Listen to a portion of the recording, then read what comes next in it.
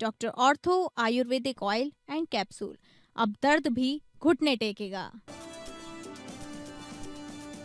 टिहरी झील में 25वीं all India police water sports का आयोजन, सीएम धामी ने किया शुभारंभ। 8 से 12 अप्रैल तक होने वाले all India police water sports में 19 टीमें लेंगी हिस्सा। आयोजन की जिम्मेदारी भारत तिब्बत सीमा पुलिस को। सीएम धामी ने की घोषणा, टिहरी के मदन नेगी में खुलेगा नया केंद्रीय विद्यालय। स्थानीय बच्चों को मिलेगी गुणवत्तापूर्ण शिक्षा। द्वाराहाट में ग्रामीणों ने दी चुनाव बहिष्कार की धमकी। अपनी मांगों को लेकर तहसील परिसर में ग्रामीणों और जनप्रतिनिधियों ने दिया धरना। समस्या का समाधान नहीं होने पर चुनावों का बहिष्कार करने की धमकी।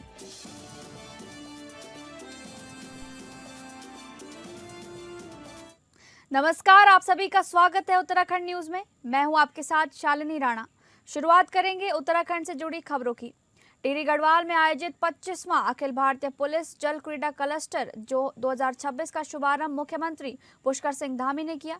25वीं all India police water sports cluster पुरुष एवं महिला का आयोजन 8 से 12 अप्रैल 2026 तक उत्तराखंड के टिहरी झील में आयोजन किया जा रहा है। इस प्रतिष्ठित राष्ट्रीय स्तर की प्रतियोगिता के सफल आयोजन की जिम्मेदारी भारत तिब्बत सीमा पुलिस को सौंपी गई है। भारत तिब्बत सीमा पुलिस आईटीबीपी की पहल पर 25वीं all India police water sports cluster का आयोजन किया जा रहा है। कार्यक्रम का उद्घाटन करते हुए सीएम धामी ने कहा, प्रतिभागियों को भी जो प्रतियोगिता में प्रतिभाग कर रहे हैं उन सभी को मैं अपनी हार्दिक शुभकामनाएं देता हूं। आप सभी अपने उत्कृष्ट प्रदर्शन से अपने अपने राज्यों, अपने अपने संगठन का नाम रोशन कर एक नई पहचान स्थापित करेंगे। वास्तव में आप सभी जाबाज जवान बहुमुखी प्रतिभा के धनी हैं, जो देश की सुरक्षा के लिए अपने समर्पण और साहसिक खेलों में अपने शानदार प्रदर्शन से हमारे युवाओं को निरंतर प्रेरित करने का कार्य कर रहे हैं। मुझे पूरा विश्वास है कि आयोजन न केवल आप सभी खिलाड़ियों को अपनी प्रतिभा दिखाने का उत्कृष्ट मंच बनेगा, बल्कि राज्य को साहसिक खेलों और पर्यटन के क्षेत्र में भी एक वैश्विक स्थल के रूप में स्थापित करने में भी अपनी महत्वपूर्ण भूमिका निभाएगा। देश के विभिन्न राज्यों एवं केंद्र शासित प्रदेशों से पधारे पुलिस बलों के वीर जवान, खेल प्रेमियों एवं उपस्थित सभी महानुभावों का मैं देवभूमि उत्तराखंड में आप सभी का हार्दिक स्वागत करता हूं। आप सबका अभिनंदन करता हूं। ये मेरे लिए हर्ष का विषय है कि मुझे देश की सुरक्षा में दिन रात समर्पित रहने वाले सभी जाबाज पुलिस जवानों के बीच आज इस वर्चुअल माध्यम से आप सभी के बीच आप सबसे जुड़ने का शुभ अवसर प्राप्त हो रहा है। जैसा आप सबको पता है, मौसम की खराबी के कारण से मैं वहां नहीं पहुंच पा रहा हूं, लेकिन सच में जैसा अभी संजय जी कह रहे थे, मेरा मन भी वही है।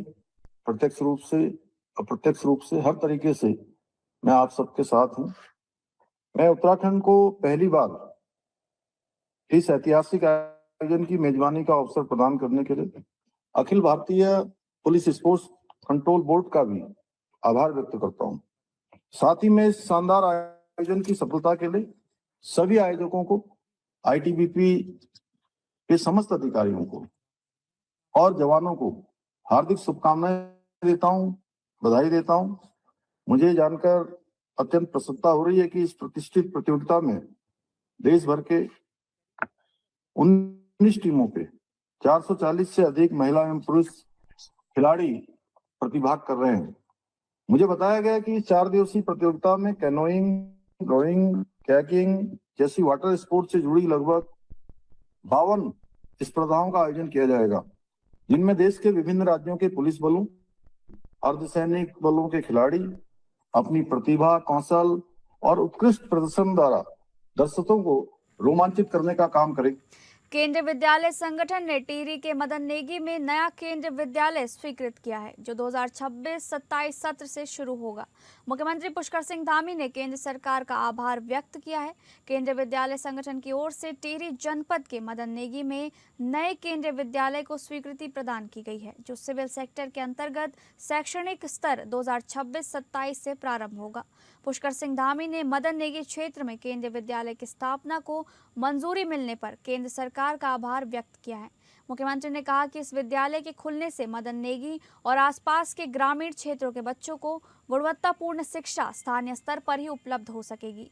इससे क्षेत्र के शैक्षिक ढांचे को मजबूती मिलेगी और अभिभावकों को भी अपने बच्चों की पढ़ाई के लिए दूर नहीं जाना पड़ेगा। उन्होंने ये भी कहा कि केंद्र और राज्य सरकार युवाओं के उज्जवल भविष्य के निर्माण के लिए शिक्षा के क्षेत्र में लगातार कार्य कर रही है। प्रवेश प्रक्रिया सभी औपचारिकताएं पूरी होने के 30 दिनों के भीतर शुरू कर दी जाएगी। उल्लेखनीय है कि ये निर्णय भारत सरकार की उस योजना का हिस्सा है जिसके तहत देश में 85 नए केंद्रीय विद्यालय खोले जा रहे हैं। मदन नेगी का विद्यालय भी इसी योजना में शामिल है।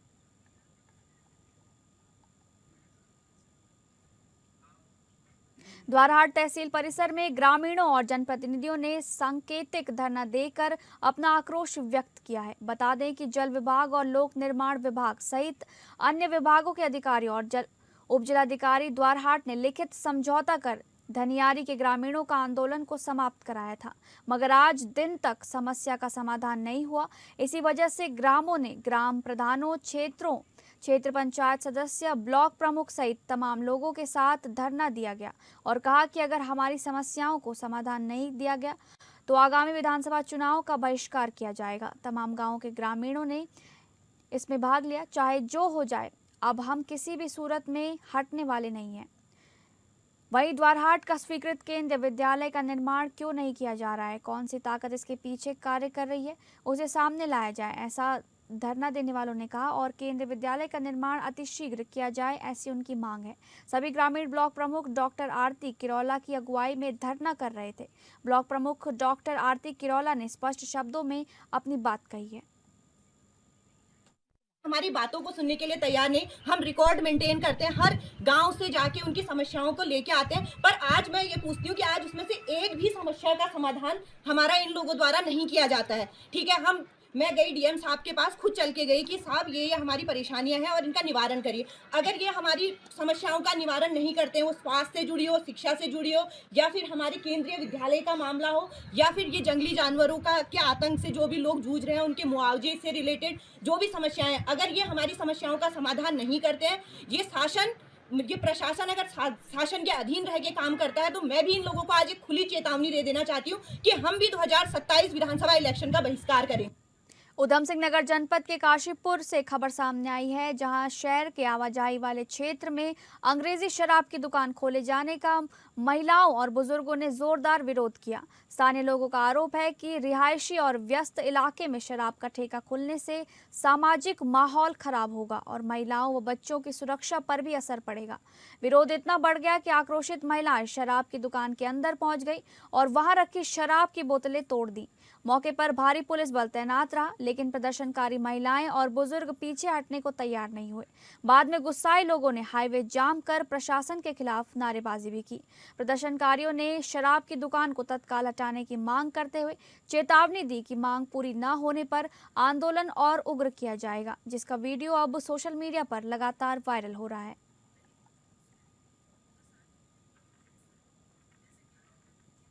Mussoorie traders and welfare association के अध्यक्ष रजत अग्रवाल के नेतृत्व में एक होटल के सभागार में पत्रकार वार्ता का आयोजन किया गया, जिसमें मसूरी ट्रेडर्स एसोसिएशन द्वारा निर्णय दिया गया कि घरेलू और व्यावसायिक गैस सिलेंडरों की किल्लत और कालाबाजारी को लेकर 9 तारीख को 1 दिवसीय धरना प्रदर्शन किया जाएगा और यदि इसके बाद भी गैस की किल्लत बनी रही तो मसूरी से देहरादून तक कूच किया जाएगा। वहीं मसूरी के समस्त नागरिकों और व्यवसायियों से अपील की कि धरना प्रदर्शन को सफल बनाने के लिए अपना सहयोग प्रदान करें। Mussoorie traders and welfare association के अध्यक्ष रजत अग्रवाल ने कहा कि लंबे समय से शिकायतें मिल रही हैं कि उपभोक्ताओं को केवाईसी के बाद भी घरेलू गैस उपलब्ध नहीं हो पा रहा है।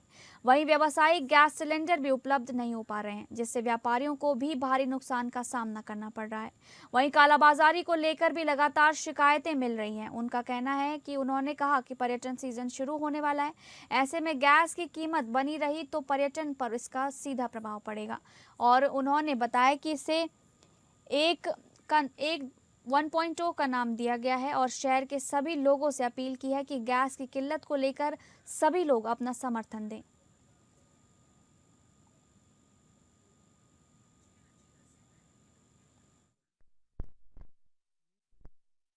मुख्य रूप से ये जो प्रेस वार्ता है ये मसूरी में इस समय ज्वलंत बिंदु पर है, जो बिंदु पूरे विश्व भर में, पूरे राष्ट्र में, पूरे प्रदेश में, हर हमारे शहर मसूरी में भी इस समय बहुत ही सभी को परेशान कर रहे हैं। वो बिंदु है घरेलू गैस का। अगर पिछले 1 महीने से अधिक की हम बात करें तो मसूरी में घरेलू गैस की बहुत बड़ी किल्लत। इस किल्लत को देखते हुए हम लोग 9 तारीख को दिन में 1 बजे से गढ़वाल मंडल के निकट इंडेन की कार्यालय पर एक धरना प्रदर्शन करने जा रहे हैं। इस धरने प्रदर्शन में जो मुख्य बिंदु है वो यही है, सर्वप्रथम मसूरी के हर एक नागरिक को घरेलू गैस की उपलब्धता पूर्ण रूप से हो। रेहड़ी पटरी कमजोर वर्ग कल्याण समिति के बैनर तले शहीद भगत सिंह चौक से गांधी चौक तक मशाल जुलूस निकालकर नगर पालिका के खिलाफ जमकर नारेबाजी की गई और पिछले कई दशकों से मॉल रोड पर पटरी व्यापार कर अपने परिवार का भरण पोषण करने वाले लोगों को मॉल रोड पर पटरी लगाने की मांग की गई। इस मौके पर दर्जनों महिलाएं और पुरुष शामिल हुए और भारी पुलिस व्यवस्था के बीच मशाल जुलूस निकाला गया। पटरी व्यापारियों का कहना है कि अगर नगर पालिका द्वारा 9 माह पूर्व मॉल रोड से लगभग 130 लोगों को हटा दिया गया था, इसके बाद कई लोग बेरोजगार हो गए और लगातार धरना प्रदर्शन और आंदोलन कर रहे थे। अब इन्होंने आर पार की लड़ाई का मन बना लिया है और मशाल जुलूस निकालकर अपना विरोध दर्ज कराया है। पटरी व्यापारी संजय टमटा ने कहा कि लगातार वार्ता के बाद भी पटरी व्यापारियों को लेक और नगर पालिका अध्यक्ष द्वारा पालिका की बोर्ड बैठक में UR 15 लगाकर मॉल रोड पर बेंच लगा दी गई है ताकि पटरी व्यापारी वहां पर न बैठ पाएं। रेगड़ी पटरी व्यापारी रामकिशन राही ने बताया कि पिछले 9 महीने से पटरी व्यापारी भूखमरी की कगार पर आ गए हैं और ना तो उनके पास उनका किराया देने के लिए पैसे हैं और ना ही बच्चों की स्कूल की फीस देने के लिए। ऐसे में आंदोलन ही एकमात्र रास्ता रह गया है और इस लड़ाई को तब तक जारी रखा जाएगा जब तक न्याय नहीं मिल जाता। देखो, ये मसाल की चिंगारी नहीं, ये आग है। अब ये आग जल्दी बुझेगी नहीं जब तक। देखो, हम पालिका से मांग क्या रहे हैं, पहले ये सोचो, पालिका SDM इतने उतावले हो रहे हैं, हम उनसे मांग क्या रहे हैं? सोचने वाली बात है। अगर वो सोचे मांग क्या रहे हैं, मांग ये रहे हैं कि हमारा वेंडर जोन जो है सड़क के साथ जहाँ पहले बनाने का प्रस्ताव था वो बन जाए और तब तक हमें बैठने दिया जाए। हम वहाँ परमानेंट बैठने थोड़ी जा रहे हैं। हम उनको यही तो कह रहे हैं भाई कि तुम मतलब हमें वहाँ जब तक आपका वेंडर जोन नहीं बनता तब तक हमें माल रोड पे काम करने दिया है। जिस दिन आपका नियरेस्ट टू माल रोड आपका वेंडर जोन बन गया, हम स्वतः हट जाएंगे और हमारी मांग ही कुछ नहीं है। SSP अजय गणपति के निर्देशन में जनपद पुलिस द्वारा ऑपरेशन साइबर प्रहार के तहत साइबर अपराधियों के विरुद्ध व्यापक अभियान चलाया जा रहा है। इस अभियान में फर्जी सिम कार्ड और म्यूल अकाउंट्स के जरिए साइबर ठगी करने वाले नेटवर्क पर कड़ी निगरानी रखी जा रही है। पुलिस ने अब तक सैकड़ों संदिग्ध म्यूल अकाउंट्स चिन्हित किए हैं, जिनमें कई खातों को फ्रीज कराने की प्रक्रिया जारी है। पुलिस ने एक ही दिन में 5 संदिग्धों को हिरासत में लेकर पूछताछ की, जबकि 24 घंटों में 24 अभियोग दर्ज किए गए हैं। साइबर सेल द्वारा तकनीकी विश्लेषण के जरिए इंटरस्टेट नेटवर्क की भी जांच की जा रही है। 4 धाम यात्रा को देखते हुए हेली बुकिंग फ्रॉड, फर्जी वेबसाइट, कॉल सेंटर फ्रॉड और पेंशन ठगी पर विशेष सतर्कता बरती जा रही है। पुलिस ने आमजन से अपील की है कि किसी भी संदिग्ध लिंक या कॉल से सावधान रहें और शिकायत के लिए 1930 पर संपर्क करें। माननीय मुख्यमंत्री महोदय के निर्देशन में अपराध मुक्त समाज की दिशा में जनपद उधम सिंह नगर पुलिस द्वारा लगातार कार्रवाई की जा रही है। इसी के क्रम में मुख्यालय द्वारा जो चलाया जा रहा अभियान है ऑपरेशन प्रहार, इसी ऑपरेशन में जनपद उधम सिंह नगर पुलिस द्वारा सैकड़ों ऐसे म्यूल अकाउंट्स जिसका उपयोग साइबर फ्रॉडस्टर्स द्वारा फ्रॉड की धनराशि का यूज करने हेतु किया जा रहा था, ऐसे सैकड़ों अकाउंट्स को जनपद उधम सिंह नगर पुलिस द्वारा आइडेंटिफाई किया जा चुका है, जिसमें 24 ऐसे अकाउंट होल्डर्स के खिलाफ आज 24 मुकदमे अलग अलग थानों में दर्ज किए जा चुके हैं। 5 संदिग्धों को हिरासत में लेकर पूछताछ की जा चुकी है। ये ऑपरेशन लगातार आगे जारी रहेगा। इस ऑपरेशन का मकसद ये रहेगा कि जो हेलीकॉप्टर बुकिंग चारधाम यात्रा में उसमें जो फ्रॉड्स करते हैं, जो पेंशनर्स हैं उनके पेंशन के पैसे के बारे में जो फ्रॉड करते हैं, और म्यूल अकाउंट्स का इसमें लगातार इस फ्रॉड्स के धनराशि को यूज करने हेतु उपयोग किया जा रहा था, ऐसे सभी म्यूल अकाउंट्स के खिलाफ सख्त से सख्त कानूनी कार्रवाई की जाएगी। भगवान बद्री विशाल के नित्य महाभिषेक में प्रयुक्त होने वाले पवित्र तिलों के तेल को नरेंद्र नगर राज दरबार में विधिवत परंपराओं के साथ पिरोया गया। इस धार्मिक आयोजन में टिहरी सांसद एवं माला राज्य लक्ष्मी शाह सहित अनेक सुहागिन महिलाओं ने भाग लिया और श्रद्धा भाव से तिल पिरोने की परंपरा को निभाया। इस अवसर पर राज परिवार की नातिन आहाना ने भी विशेष सहभागिता निभाई। वो पिछले 3 वर्षों से इस परंपरा को समझने के लिए स्कूल से अवकाश लेकर यहाँ पहुँच रही हैं। इस बार भी उन्होंने महिलाओं के साथ मिलकर तिलों का तेल पिरोया, जिससे ये परंपरा नई पीढ़ी तक निरंतर पहुँच रही है। पिरोए गए इस पवित्र तेल को बाद में भगवान बद्री विशाल के तेल कलश गाड़ू घड़ा में भरा गया। इसके बाद ये तेल कलश भव्य शोभा यात्रा के साथ नरेंद्र नगर राज दरबार से ऋषिकेश के लिए प्रस्थान करेगा। शोभा यात्रा 2 चरणों में बद्रीनाथ धाम तक पहुंचेगी, जिसमें एक कलश पुजारी समुदाय डिमरियों के मूल ग्राम डिमर होते हुए यात्रा मार्ग से गुजरते हुए 22 अप्रैल को धाम पहुंचेगा। 23 अप्रैल को बद्रीनाथ धाम के कपाट खुलने के साथ ही इस तेल कलश को गर्भगृह में स्थापित किया जाएगा। इसी पवित्र तेल से भगवान बद्री विशाल का महाभिषेक किया जाएगा, जो इस परंपरा की विशेष धार्मिक महत्ता को दर्शाता है। इस अवसर पर माला राज्य लक्ष्मी शाह ने बताया कि ये परंपरा सदियों से चली आ रही है और हर वर्ष इसी विधि से भगवान की ज्योति और अभिषेक के लिए तिलों का तेल तैयार किया जाता है। ये आयोजन आस्था, परंपरा और संस्कृति का अद्भुत संगम प्रस्तुत करता है। टिहरी सांसद व महारानी राजलक्ष्मी शाह ने बताया कि आज हमारे लिए बहुत बड़ा दिन है। आज भगवान बद्री विशाल के महाभिषेक के लिए तिलों का तेल पिरोया गया है। उन्होंने बताया कि जो परंपरा सदियों से चली आ रही है, भगवान बद्री विशाल के आशीर्वाद से ये परंपरा निरंतर आगे भी चलती रहेगी। वहीं उन्होंने कहा कि भगवान बद्री के पट खोलने की सभी को शुभकामनाएं देती हूं और विश्व शांति की कामना करती हूं। उन्होंने कहा कि भगवान बद्री विशाल की यात्रा कोई मेला नहीं है, बल्कि सदियों पुरानी परंपरा है। इस परंपरा का अनूठा धार्मिक महत्व है। यहाँ हर कोई नहीं आता है, वही आते हैं जिन्हें भगवान का बुलावा होता है और जो परंपरा को समझते हैं। उन्होंने कहा कि आज सुबह बादल छाए थे और बारिश बूंदाबांदी हो रही थी, लेकिन जैसे ही तेल हेरोइन की शुरुआत हुई तो बादल छा गए और 2 यह भी भगवान की भी अनोखी कृपा है, क्योंकि बिना धूप से तेल निकालने में बड़ी दिक्कत हो सकती थी। वहीं महारानी की नातिन आहाना ने बताया कि जिस तरह से सदियों पुरानी ये परंपरा चली आ रही है, इस तरह से आज यहाँ पर तिलों का तेल पिरोया गया और आगे भी इसी परंपरा के तहत ये कार्यक्रम चलेगा। उन्होंने बताया कि जैसे ही मेरी नानी जी मुझे बताया है कि वैसे ही हमने यहाँ पर तेल पिरोने का कार्य किया है और मैं पिछले 3 सालों से इस परंपरा को सीखने की कोशिश कर रही हूँ। एग्ज़ाम ख़त्म हुए हैं तो मैंने स्कूल से छुट्टी ली है। ये मेरा 3रा साल है, तो मैं धीरे धीरे करके सीख रही हूँ। सारे महिला मुझे सिखाते हैं, बड़ा अच्छा लगता है। और जी बिल्कुल ट्रिकी टेक्निक है, लेकिन सीखना तो पड़ता ही है ना। परंपरा इतने सालों से हो रहा है और बिल्कुल कंटिन्यू होना चाहिए। जैसे हो रहा है वैसे ही ट्रेडिशनली होना चाहिए। जैसे मेरी नानी ने मुझे सिखाया है वैसे ही होगा। सारे महिला लोग आते हैं, उनसे बातचीत करते हुए बिल्कुल अच्छे से निकल रहा है तेल और वैसे ही निकलेगा। खबरों में आगे बढ़ेंगे। उत्तराखंड की राजधानी देहरादून में दिन दहाड़े घटित हो रही हत्याकांड की घटनाओं को लेकर देर शाम को युवा कांग्रेस के कार्यकर्ताओं ने प्रदेश कांग्रेस कार्यालय से पुलिस मुख्यालय तक मशाल जुलूस निकालकर धामी सरकार और पुलिस प्रशासन के खिलाफ हल्ला बोल किया। कार्यक्रम में प्रदेश अध्यक्ष गणेश गोदियाल सहित सैकड़ों की संख्या में युवा कांग्रेस कार्यकर्ताओं ने प्रतिभाग किया। भाजपा सरकार और पुलिस प्रशासन के खिलाफ नारेबाजी करते हुए पुलिस मुख्यालय की ओर हाथों में मशाल लेकर मार्च करते हुए प्रदेश युवा कांग्रेस उपाध्यक्ष विनीत भट्ट ने कहा कि युवा कांग्रेस पुलिस प्रशासन से देहरादून में हुए सभी हत्याकांडों की उच्च स्तरीय निष्पक्ष जांच करवाते हुए अपराधियों पर कठोर कार्रवाई की मांग करती है।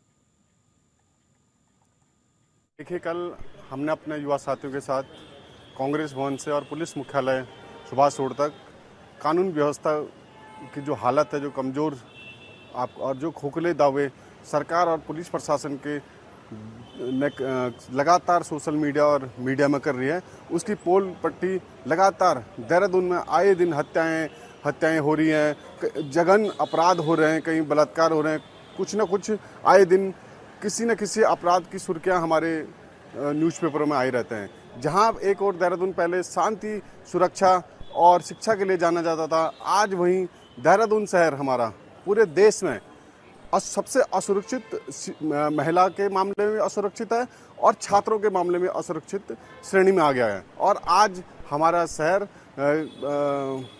आपराधिक नगरी के रूप में चर्चित है। द्वाराहाट नगर में पुलिस कप्तान अल्मोड़ा के पहुंचने पर स्यालदे बिखौदी मेला समिति ने पुलिस कप्तान का स्वागत किया। साथ ही मेले को सुंदर बनाए जाने के लिए और शांति व्यवस्था बनाने रखने के लिए अतिरिक्त पुलिस बल की मांग मेला समिति उपाध्यक्ष हेम रावत ने की। बता दें कि बैसाखी को लगने वाला द्वाराहाट का प्रसिद्ध स्यालदे बिखौदी का मेला 13 अप्रैल से 17 अप्रैल तक चलेगा, जिसके लिए पुलिस कोतवाल विनोद जोशी द्वारा यातायात मार्ग भी परिवर्तन किया गया है। इसके लिए आम जनता तक ये परिवर्तित मार्ग की जानकारी दी जाएगी। नगरीय निशान जब आएंगे तो उस समय हजारों की संख्या में लोग साथ रहते हैं, ऐसे में यातायात परिवर्तन करना अनिवार्य रहेगा। मेले को सुंदर बनाने के लिए हर कार्य किया जाएगा। साथ ही मेला समय 14 और 15 अप्रैल को मदिरा की दुकानों को मेला क्षेत्र बंद रखने की भी बात कही गई है। नमस्कार। आज यहाँ पे द्वाराहाट नगरी में हमने द्वाराहाट कोतवाली में आगामी स्यालदे बिखौती मेले के संबंध में लोगों से भी चर्चा करी और सुरक्षा व्यवस्था को लेकर जो प्रबंध हमने ऑलरेडी किए हैं उसके संबंध में भी कोतवाल द्वाराहाट से हमने समीक्षा करी है। तो इसमें पूरी तरीके से संपन्न कराने के लिए और शांतिपूर्ण माहौल में इस मेले को आयोजन कराने के लिए द्वाराहाट पुलिस, अल्मोड़ा पुलिस जो है पूरी तरीके से सक्षम है और सारी तैयारी हमने कर ली है। और फोर्स का भी आकलन करके एक ट्रैफिक प्लान भी हमने विस्तृत तैयार किया जा रहा है, जो पब्लिक मीटिंग में और मीडिया के माध्यम से भी, आप लोगों के माध्यम से भी शेयर किया जाएगा। तो ये पूरी तरीके से एक शांतिपूर्ण माहौल में हम इसको संपन्न करें। जिला मजिस्ट्रेट नैनीताल के निर्देशों के क्रम में हल्द्वानी नगर क्षेत्र में संचालित बुक सेलर्स की जांच हेतु प्रशासन ने सख्त अभियान चलाया है।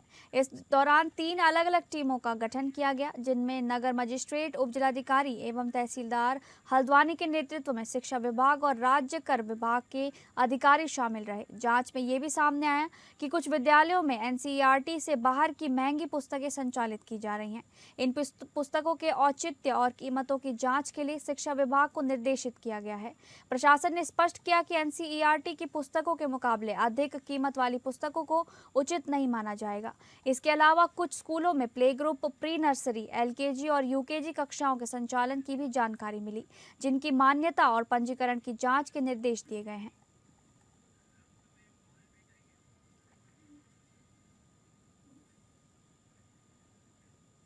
फिलहाल उत्तराखंड न्यूज में बस इतना ही। नमस्कार।